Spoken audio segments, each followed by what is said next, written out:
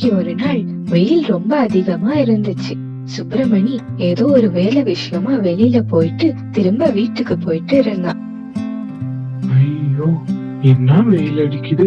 எப்பா, முடியலடா சாமி. கொஞ்ச நேரம் அந்த மரத்துக்கு கீழே உட்காந்துட்டு அப்புறமா வீட்டுக்கு போலாம். இப்படி யோசிச்சுக்கிட்டே அங்க கிட்ட இருந்த ஒரு மாங்காய் மரத்துக்கிட்ட போறான். அப்பாடா, இங்க எவ்வளவு ஜில்லுன்னு இருக்கு. மாங்காய் மரத்துக்கு கீழே உட்கார்ந்த சுப்பிரமணி கொஞ்சம் சாஞ்சுக்கிட்டு மேல மரத்தையே பார்த்துக்கிட்டு இருந்தான். அந்த மரத்துக்கு பக்கத்துல தர மேல ஒரு பூசணிக்காய் கொடி கூட இருந்துச்சு. அந்த கொடி ரொம்ப மெல்லிசா இருந்துச்சு. அதுல பெரிய பெரிய பூசணிக்காய்கள் தொங்கிட்டு இருந்துச்சு. இத பார்த்த சுப்பிரமணி இப்படி யோசிக்கிறான். இந்த மரம் எவ்வளவு பெருசா வலிமையா இருக்கு. ஆனா இதுல இருக்கிற பழம் மட்டும் குட்டியா இருக்கு.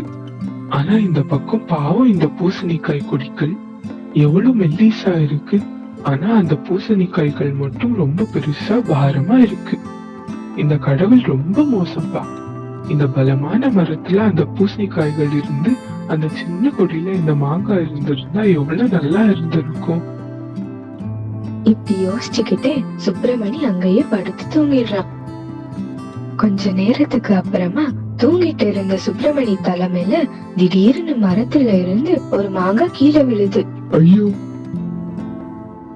சுப்பிரமணி அவன் மேல விழுந்த மாங்காவை கையில எடுத்து அந்த மரத்தையே பாக்குறான். ஐயோ கடவுளே, ஒருவேளை இந்த மரத்துல மாங்காவுக்கு பதிலா அந்த பூசணிக்காய் இருந்திருந்தா என்னோட மண்டை ஒடிஞ்சிருக்கும் போலயே. இதனாலதான் மாங்காய் மேல மரத்துலயும் பூசணிக்காய் கீழே இந்த கொடிலையும் இருக்கு போல.